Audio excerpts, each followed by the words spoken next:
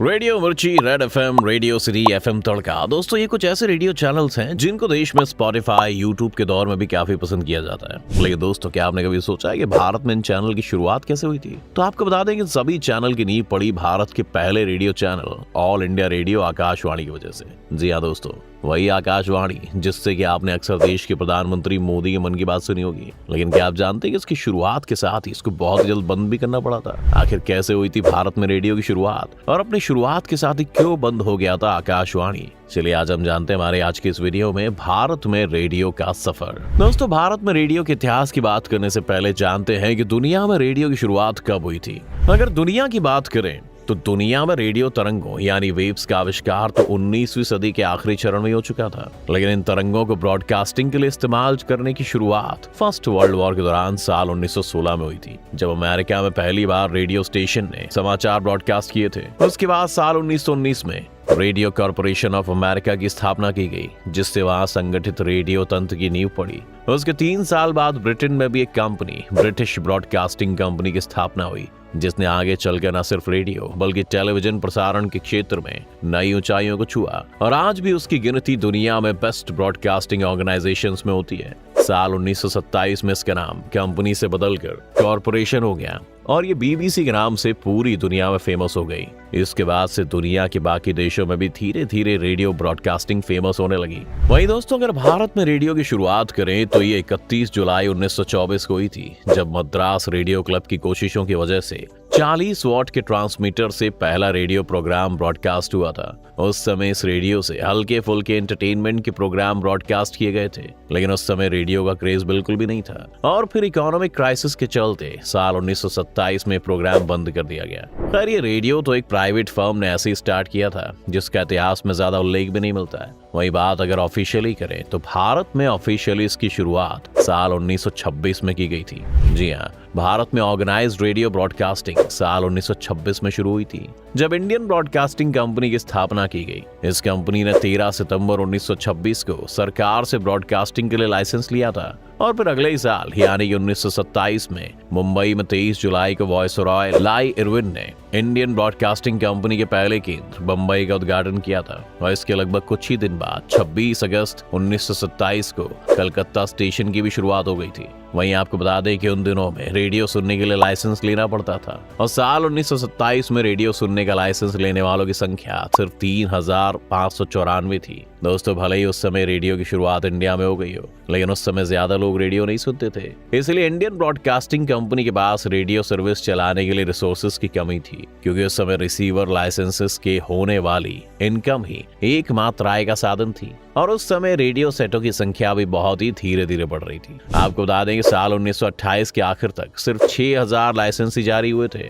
जब रेडियो में घाटा होने लगा तो बढ़ते घाटे को देखते हुए कंपनी ने ब्रिटिश सरकार से मदद मांगी, तो सरकार ने कंपनी का कामकाज अपने हाथ में ले लिया। इस तरह 1 अप्रैल 1930 को रेडियो ब्रॉडकास्ट सरकार के कंट्रोल में आ गया, और फिर इसका नाम इंडियन ब्रॉडकास्टिंग सर्विस रख दिया गया, और इसे ministry of industry and labour के अधीन कर दिया गया। हालांकि अब इस कंपनी को सरकार ने अपने हाथ में ले लिया था, लेकिन सरकार भी इस घाटे से बाहर नहीं निकल पाई, और इस तरह सरकार ने 10 अक्टूबर 1931 को ब्रॉडकास्टिंग को बंद कर दिया। लेकिन तब तक देश में रेडियो की लोकप्रियता बढ़ने लगी थी, और कई लोगों में इसका क्रेज फैल चुका था। इसलिए जैसे ही सरकार ने रेडियो की ब्रॉडकास्टिंग बंद कर दी, लोगों में काफी रिएक्शन सामने आए, और हार कर सरकार ने उसी साल नवंबर में ही फिर से रेडियो ब्रॉडकास्टिंग शुरू कर दी। लोगों में इसके बढ़ते क्रेज को देखकर सरकार ने लाइसेंस फीस भी बढ़ा दी। इस तरह साल 1934 में रेडियो लाइसेंस की संख्या लगभग 16,000 तक पहुंच गई। इसके बाद रेडियो की बागडोर साल 1935 में बीबीसी के एक ऑफिसर लायनल फील्डन के हाथ आई,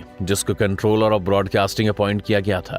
और अगर हम कहें कि लायनल फील्डन के आने के बाद रेडियो भारत में जगह जगह फैल गया तो कहना गलत नहीं होगा। रेडियो के बढ़ते क्रेज को देखते हुए 1 जनवरी 1936 को दिल्ली में रेडियो स्टेशन खोलने की शुरुआत हुई, और दिल्ली का ये रेडियो स्टेशन खुलने के 5 महीने बाद 1 जून 1936 को इंडियन ब्रॉडकास्टिंग कंपनी का नाम बदलकर ऑल इंडिया रेडियो कर दिया गया। साल 1936 में बीबीसी के एक और ऑफिसर सिसिल गाइडर ने रेडियो में इंजीनियर की पोजीशन को ज्वाइन कर लिया। ऐसा कहा जाता है कि रेडियो को भारत में इतना फेमस बनाने के पीछे हाथ सिसिल गाइडर और लायनल फील्डन का ही था। इन दोनों की वजह से ही रेडियो ब्रॉडकास्टिंग की सुविधा पूरे देश में फैल गई और इसी दौरान पहली बार शॉर्ट वेव ट्रांसमीटर लगाने का डिसीजन लिया गया और धीरे धीरे देश में अंग्रेजी, हिंदी के साथ साथ बंगला, तमिल, तेलुगु, गुजराती और मराठी भाषा में भी रेडियो ब्रॉडकास्ट होने लगा था। ये दौर दोस्तों सेकेंड वर्ल्ड वॉर का था। उस दौरान समाचार के लिए रेडियो की जरूरत ज्यादा महसूस होने लगी थी, इसलिए इस दौरान रेडियो की सेट की संख्या 1,40,000 तक पहुंच गई थी। साल 1941 में रेडियो को सूचना मंत्रालय के अंडर लाया गया। तब रेडियो के विकास के लिए कई सारी योजना बनाई गई, लेकिन उस वक्त 1942 में सरकार का ध्यान भारत छोड़ो आंदोलन की तरफ चला गया और रेडियो से ध्यान हट गया। उसके बाद किसी का ध्यान रेडियो पर नहीं गया, लेकिन आजादी के बाद ये एक बार फिर से चर्चा में आया। आपको बता दें कि आजादी के वक्त भारत में 9 रेडियो स्टेशन रेगुलर प्रसारण करना शुरू कर चुके थे और इसके अलावा आजादी एक वक्त तक भारत में 5 रेडियो के केंद्र देसी रियायतों में भी थी, जो कि मैसूर, बड़ौदा, हैदराबाद, औरंगाबाद और त्रिवेंद्रम में थे।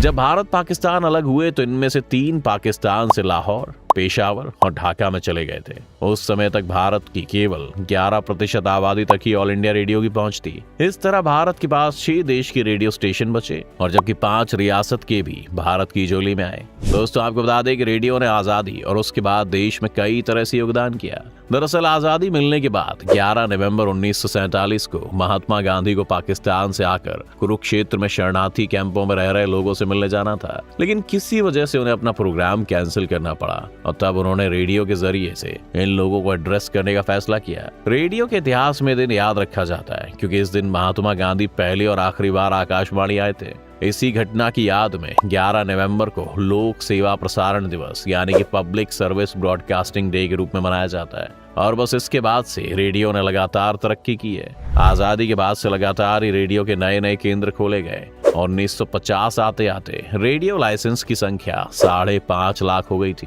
दोस्तों आज का रेडियो यानी कि आकाशवाणी समाचारों के साथ साथ गाने और फिल्म संगीत और हेलो फरमाइश जैसे प्रोग्राम भी देता है, लेकिन आजादी के बाद भी बहुत सालों तक रेडियो सिर्फ समाचार और कोई जरूरी सूचना देने के लिए इस्तेमाल किया जाता था। लेकिन साल 1954 में 23 अक्टूबर को पहली बार रेडियो का पहला म्यूजिक फेस्टिवल शुरू किया गया, जो कि आज तक जारी है। रेडियो की तरक्की का अंदाजा आप इस बात से भी लगा सकते हैं कि 1950 के बाद महज 5 सालों में यानी कि 1955 तक इसके लाइसेंस की संख्या 5.5 लाख से बढ़कर 10 लाख तक पहुंच गई। भले ही आज रेडियो का मतलब लोगों के लिए आकाशवाणी हो, लेकिन काफी समय तक इसका नाम ऑल इंडिया रेडियो या फिर सिर्फ रेडियो ही था और साल 1957 में ऑल इंडिया रेडियो ने भारतीय नाम आकाशवाणी को अपनाया। इसके बाद जो प्रोग्राम इंग्लिश में होते थे उनके लिए ऑल इंडिया रेडियो नाम इस्तेमाल किया जाता था, जबकि हिंदी प्रोग्राम के लिए आकाशवाणी नाम का इस्तेमाल होता रहा और इस तरह से हुई आकाशवाणी की शुरुआत। आज भले ही लोगों के पास मोबाइल फोन, टेलीविजन और प्राइवेट FM चैनल आ गया हो, लेकिन आज भी ऑल इंडिया रेडियो की पहचान कम नहीं हुई है।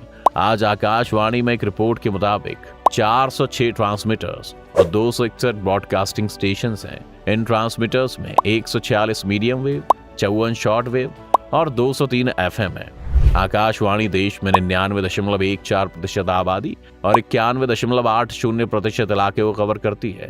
इसके साथ ही आकाशवाणी डोमेस्टिक सर्विसेज में 146 बोलियों और 24 भाषाओं में काम करती है। आज इसकी 4 लेवल की सर्विस देती हैं: national, regional, local and foreign service. Foreign service में आकाशवाणी 27 भाषाएं कवर करती है, जिनमें 11 भारतीय और 16 विदेशी भाषाएं शामिल हैं। आकाशवाणी द्वारा 27 भाषाओं में 58 बुलेटिन प्रसारित किए जाते हैं। आकाशवाणी की 44 regional news units, 32 uplink ground stations, 40 advertisement broadcast service centres और सेंट्रल लेवल पर एक आकाशवाणी संसाधन केंद्र है।